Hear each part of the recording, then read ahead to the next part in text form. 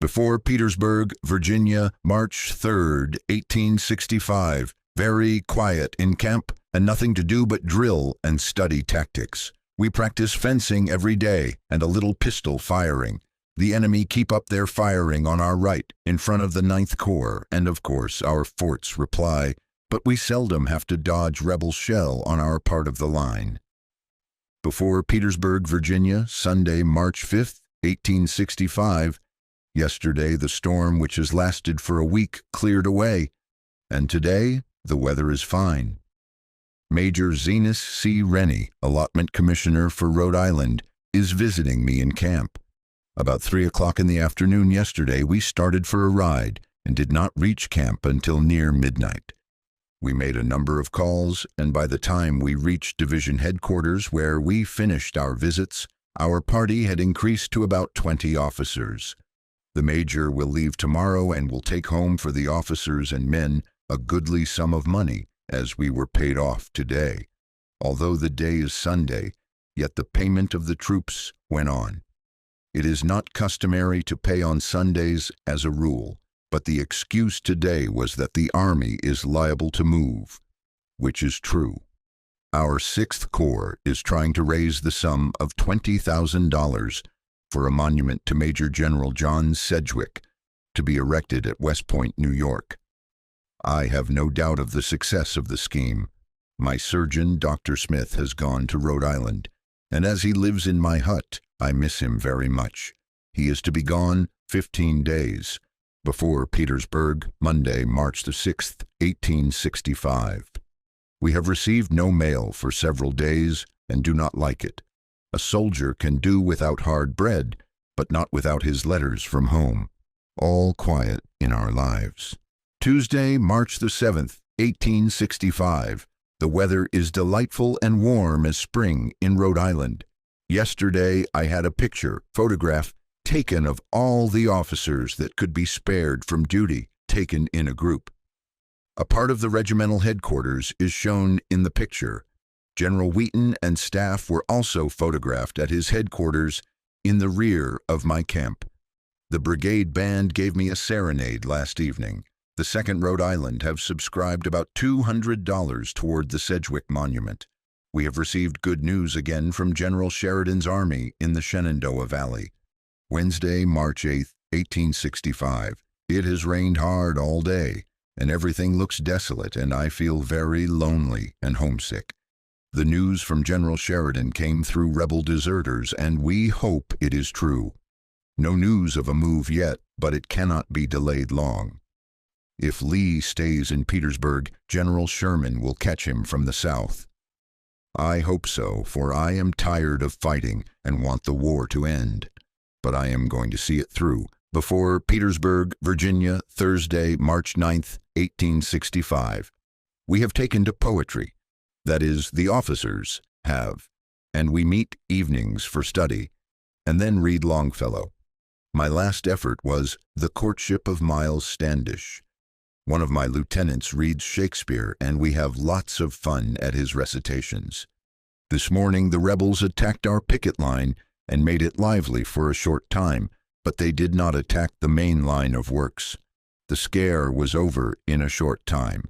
The weather today is very fine. Saturday, March 11th, 1865.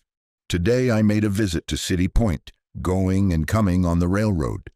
The distance is only 16 miles, but we were 3 hours on the way back. General Grant came today with a large party of officers and ladies to hold a review. City Point is now a city indeed. Several large buildings have been erected, and the James River is full of vessels. I had no special business at City Point and only went down for a change of scene. It is rumored that General Grant will soon review the 6th Corps. 1st Division, 6th Corps, picket line near Petersburg, Sunday, March the 12th, 1865. Here I am again, near my old friends the rebels, doing duty as division officer of the day. General L.A. Grant of the Vermont Brigade is corps officer of the picket, and we have just taken a ride along the line. The day is fine and warm, and but for the danger, picket duty would be fun. Before Petersburg, Tuesday, March 14th, 1865, back from picket duty and find everybody excited with orders to move. Well, I am ready, and may God give us victory. Before Petersburg, Virginia, Wednesday, March 15th, 1865. Well, we have had a queer experience today. Last night I received a letter from Colonel Benedict, the Rhode Island state agent in Washington, that he and Dr. Richard Brown of Rhode Island, a dentist, with a Miss Lena Lunt of Chicago, a cousin of Colonel Benedict, would pay me a visit from City Point. We put everything in fine order, decorated my headquarters, and then a party of officers in full-dress uniforms went over to the depot called Meade Station to receive the party. They came all right, and we escorted them to our camp. Just as we entered my hut, the rebels attacked our pickets in front of my camp. I hastily told Colonel Benedict to take the lady to a deep hollow in the rear of our camp, and then started for the regiment, which had formed in rear of the parapet, as soon as the attack began. The firing in front was furious for a while, and some of the bullets came over our works. Much to my surprise, I soon found Miss Lunt behind the works with the men, clapping her hands in great glee. I tried to send her away, but she would not go, and so I had her keep below the parapet where she would not be hit. It was all over in a few moments, but the lady seemed to enjoy the novelty. After dinner, we started for a ride. I borrowed a side saddle from Lieutenant Colonel Clendenon's wife at division headquarters, and Miss Lunt rode my mare, Katie. After tea, we went over to the railroad station and found that the last train had left for City Point. A good-natured engineer, however, agreed to let Colonel Benedict and Miss Lunt ride to City Point on the engine which he was to run down. Before Petersburg, Virginia, Friday, March the 17th, 1865, St. Patrick's Day, Dr. Brown accepted my invitation to remain with me for a few days. We attended the celebration at the camp of the Irish Brigade, so called. The sports were rough, and after seeing one colonel and 2 enlisted men thrown from their horses and injured so that they will probably die, I returned to camp, satisfied the Irish celebrations are dangerous amusements. Hurdle races and ditch jumping were the principal features of the games. I like a good horse and a good run, but such sport as I saw today is not to my liking. The enemy opened fire but ceased when they found it was a celebration. Sunday, March the 19th, 1865. After inspection today, accompanied by my surgeon, Dr. Smith, and my visitor, Dr. Brown, I rode over to the 9th Corps line and called at Fort Sedgwick, or Fort Hell as it is called. The 4th and 7th Rhode Island Volunteers are on duty in this fort. The Rebel and Union lines are only a few feet apart on this line. As we looked over the parapet, we saw a party of rebels looking over the works within a few feet of us. It seemed queer. This was one of the good days, and so no firing was going on. We were not allowed to talk with each other. I went back to my pleasant camp, well satisfied that there was more space between us and the rebels. Last night, about 9 o'clock, the air was full of shells on our right. The firing was kept up from cannon and mortar nearly all night. It was a pretty sight to watch the fire from the shell fuses as they crossed each other in the air, but it was death for many poor fellows. After dress parade, I took a walk over to the Corps headquarters and then called upon General Oliver Edwards, who has just returned and taken command of our brigade, relieving General Hamblin.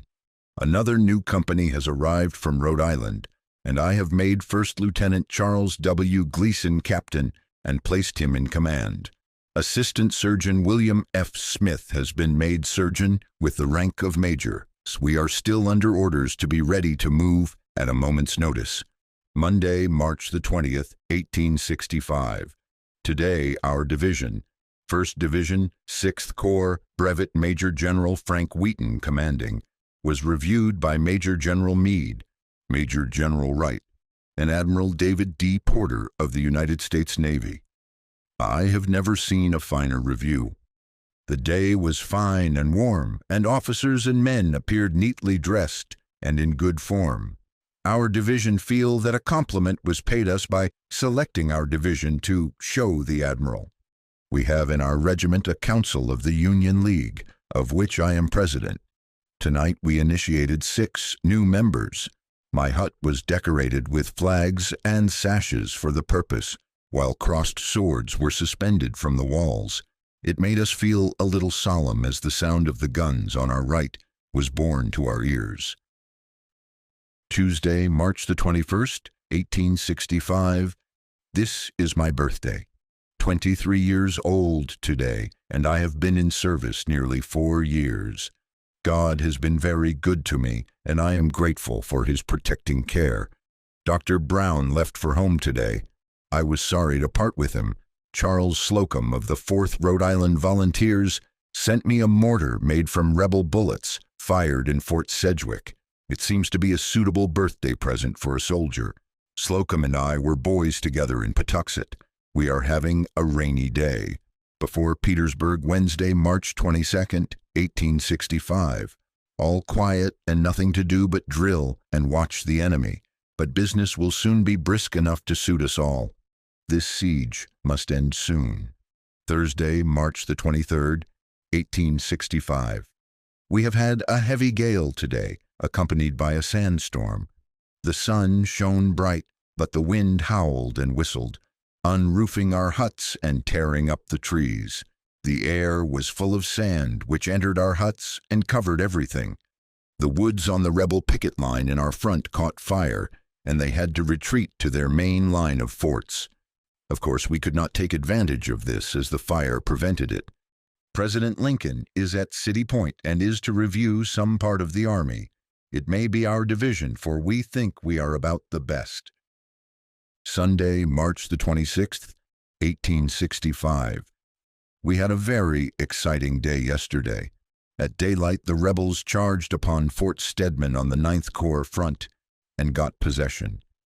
Our division was ordered to march to the relief of the 9th Corps. The distance was about 16 miles, and we made it at a double quick most of the time, and arrived in season to see a division commanded by General John J. Hartranft of Pennsylvania recapture the fort with many prisoners.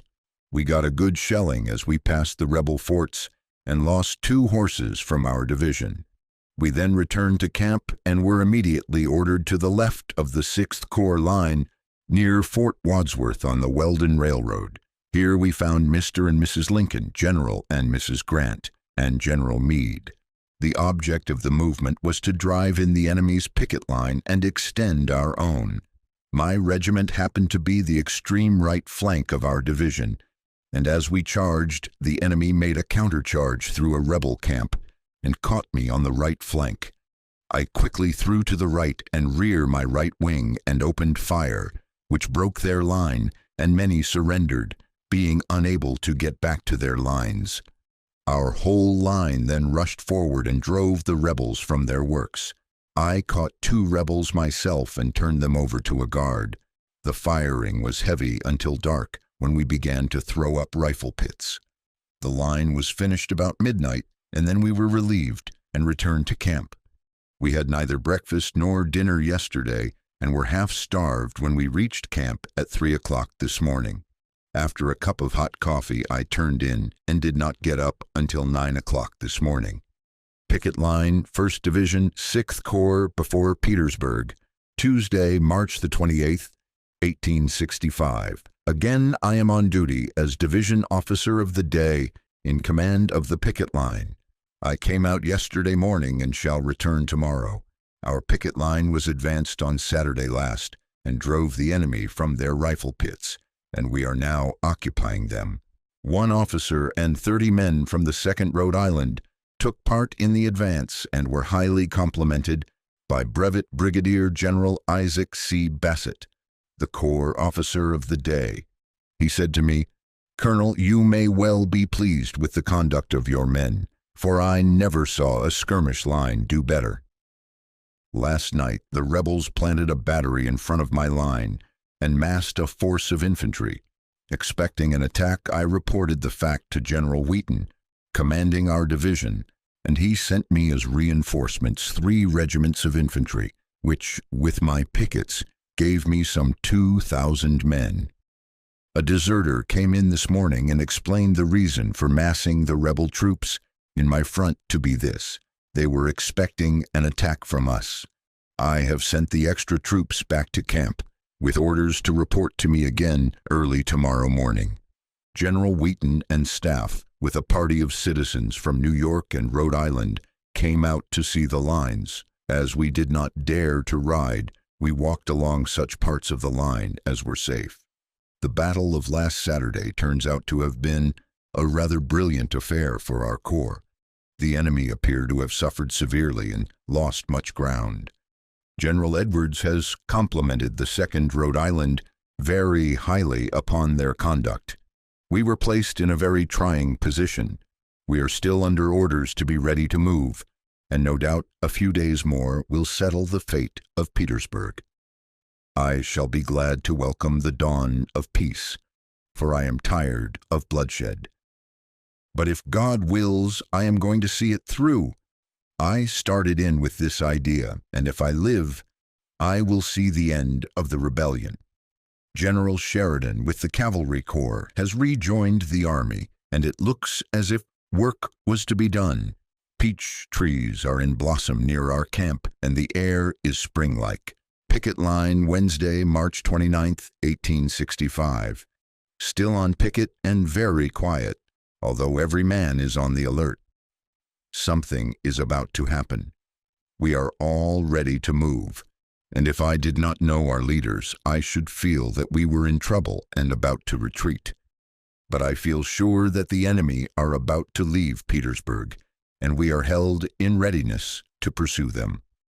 I shall be relieved from picket tonight, and I am glad, for I have not slept for 2 nights. Before Petersburg, Virginia, Thursday, March 30th, 1865. It is raining hard, and far to our left, towards 5 Forks and Hatcher's Run, we can hear the boom of cannon and rattle of muskets. We are waiting to hear the result of the fight, and it is said that our movements will depend upon the said result. General Sheridan, with the 5th Corps and the cavalry, are on this expedition. We are still packed up and simply waiting for orders. Last night I went to bed and slept for the first time in 2 or 3 days, but as soon as I dropped off, the long roll sounded, and I had to turn out and see that the forts were manned. Away off to our right, the air seemed to be full of bursting shells. They looked like meteors as they crossed and recrossed in the air. We remained in line until midnight and were then dismissed until 4 o'clock in the morning. After daylight, I managed to get a short nap. Well, I have endured this life for nearly 4 years, and I sometimes think that I enjoy it. Great events are to happen in a few days, and I want to be there to see the end. The end of the war will be the end of slavery, and then our land will be the land of the free. Before Petersburg, Friday, March the 31st, 1865. Great times may be expected. Last night, all the regimental commanders were ordered to report to brigade headquarters, where we were told that the 6th Corps must attack Petersburg this morning at 4 o'clock, and that we must not fail, but must take the enemy's works, no matter what it costs. We returned to our regiments in a solemn frame of mind and made preparations. The canvas roofs were taken off from the huts, knapsacks and haversacks packed, and finally muskets loaded, bayonets fixed, and the regiment stacked arms to wait for the order to move. No lights were allowed, and not even a lighted match was seen. About midnight, a staff officer rode up and told me that the order was countermanded. We felt quite relieved, although we knew that it must take place soon. The rain was falling steadily, and as our roofs were off, we had no shelter. I lay down, however, for a nap, but at 3 o'clock this order was soon countermanded, and we remained in line until daylight. The fight has raged all day on the 2nd Corps, front to our left, and we have been under arms waiting for something to turn up. It means fight within a few hours, and may God give us a victory. Grant knows what he is doing, and I am willing to trust him to manage army affairs. I have written letters to be sent home in the event of my being killed and given them to the surgeon. I have told him to make sure of my death before sending the letters to my mother and another. I have given him my watch and money also, to keep for me or to send home. I am not fearful of death, and I may be one of the number. My trust is in God, for he doeth all things well. If we make the attack, I feel sure we shall win. Before Petersburg, Saturday, April 1st, 1865, still ready for the move, with orders to be ready to attack at a moment's notice. The enemy evidently are expecting some move on our part, for their pickets are on the alert, and heavy firing is kept up. My men are very quiet, and I feel confident that they will sustain the good name of the 2nd Rhode Island Volunteers. The strain upon our nerves is great, and I feel that the sooner the suspense is ended, the better. We get no news at all, but every officer looks anxious. I have had my officers meet, and I have talked the situation over with them and urged them to do their duty. It was unnecessary with such men, but as I am on the best of terms with them all, I felt that a word of encouragement could do no harm. Many of them I have promoted from the ranks, and feel for a boy of 23 a fatherly interest in them. Inside the rebel lines at Petersburg, Sunday evening, April 2nd, 1865. Thank God Petersburg has fallen, or at least must be evacuated tonight. Last night, the regimental commanders were ordered to brigade headquarters, and we received our final orders. We were told that we must succeed, as to fail would endanger the whole army. It was a solemn gathering, and as I left, General Edwards took me by the hand and said, "God bless you, Colonel. Give them tomorrow morning what Paddy gave the drum, a good beating." I returned to my camp and had the officers assemble and again tried to impress upon their minds the gravity of the situation.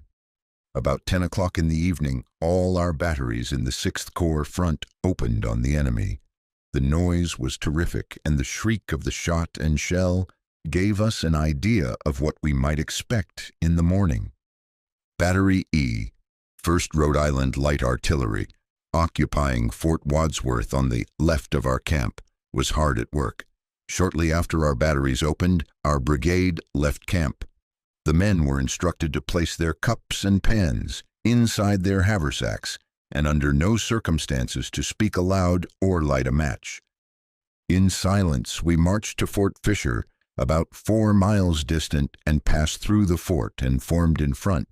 The 6th Corps was in line of echelon by divisions, with the 1st Division, in which we serve, on the right and somewhat to the rear. Towards morning, a dense fog settled down upon the field, and we could not see 20 yards in any direction. Our orders were to move at the sound of the bugle, silently but straight to the front. While waiting, the enemy opened on us from the picket line, and Corporal Mills of my color guard was killed. A detachment from the 37th Massachusetts Volunteers with axes were to precede the line and cut away the abatis. I had ordered my men to load their muskets before leaving camp, and I now went along the line and had them take off the caps from the guns, as the officers were to lead in front, and I did not want them shot by our own men. The 2nd Rhode Island was in the second line of our brigade. While waiting for the signal, a mule belonging to the Brigade Pioneer Corps and loaded with picks and shovels broke loose and made for the front. The entrenching tools rattled at such a rate that the rebels thought something was up and opened a terrible fire. But for this accident, I think the surprise would have been complete. When the signal sounded, the entire corps, notwithstanding the orders to keep silent, sent up a mighty cheer and then dashed forward into the fog. As I was in the second line, I could not see my position very well, and so moved to the right. The 2nd Rhode Island Volunteers first struck the rebel picket line, who fired in our faces, and we went over them without firing a shot. In fact, as my men had no caps on their guns, we could not fire. It worked just as I had planned. The rebels in the rifle pits threw down their guns and surrendered. They shouted, "Don't fire, Yanks!" And I ordered them to go to the rear, which they did on the run. I hastily reformed my line in the rifle pits when Corporal Morris O'Hearn called for 3 cheers for Colonel Rhodes, and they were given before I could interfere. This cheering gave the enemy an idea of our position, and they opened 4 guns from a redoubt on my left and 2 guns from one on my right. I shouted "Forward!" and on we went in between the 2 redoubts. As we struck the enemy's abatis, I happened to be on the right flank of the regiment, and discovering an opening left for wagons to go through the woods, I gave the proper commands, which caused the regiment to go through by the flank and then come into line in front of the 2-gun batteries. The first I knew, I fell into the ditch with a number of my men after me. The rebels fired their cannon and muskets over our heads, and then we crawled up the rope and onto the parapet of their works, stepping right among their muskets as they were aimed over the work. It was done so quickly that the rebels had no chance to fire again, but dropped their guns and ran. As the 2nd Rhode Island reached the parapet, I gave the order to prime and then fire, and we sent a volley into their huts, which were in rear of the line of works. My acting adjutant, First Lieutenant Frank S. Halliday, shot a gunner at one of the cannon. The rebels ran 1 gun out of the rear of the fort, but we were upon them so quickly that they left it. Halliday then turned the gun upon the enemy and fired several rounds into their works. As they rallied to charge upon it, Corporal William Railton put in a cartridge, but not having a shot, filled the gun to the muzzle with stones and fired it right in the faces of the rebels who were charging upon us. The gun burst but did not hurt any of my men and broke up the rebels, who retreated. Not seeing any of our brigade, I hastily formed my line and followed down through the camps. My orders were to find the Boynton Plank Road and then halt. I soon reached the road and halted. In a few moments I saw a regiment in line, advancing from the direction of the works we had captured. Not knowing who they might be, I deployed a skirmish line and soon found that it was the 49th Pennsylvania of our brigade, Lieutenant Colonel Hickman commanding. We remained here for a short time, and then, by order received through a staff officer, we marched back to the rebel works. Here I met General Wheaton, who congratulated me most heartily upon the work done by the 2nd Rhode Island. We claimed that we were the first troops that reached the rebel line and that we placed the first flag upon the rebel works. The 6th Corps now formed a line at right angles with the enemy's works and marched toward Hatcher's Run, but after marching perhaps 3 miles, we faced about and marched toward Petersburg until we struck their interior line. Here we were under fire all day, and at dark we could look down one of the main streets of the city. Lieutenant John K. Dorrance was severely wounded, and 15 enlisted men were killed and wounded. After dark, the officers assembled, and we joined with grateful hearts in singing "Praise God, from whom all blessings flow." Hurrah for the Union! It will soon be restored. Thank God. Monday, April 3rd, 1865.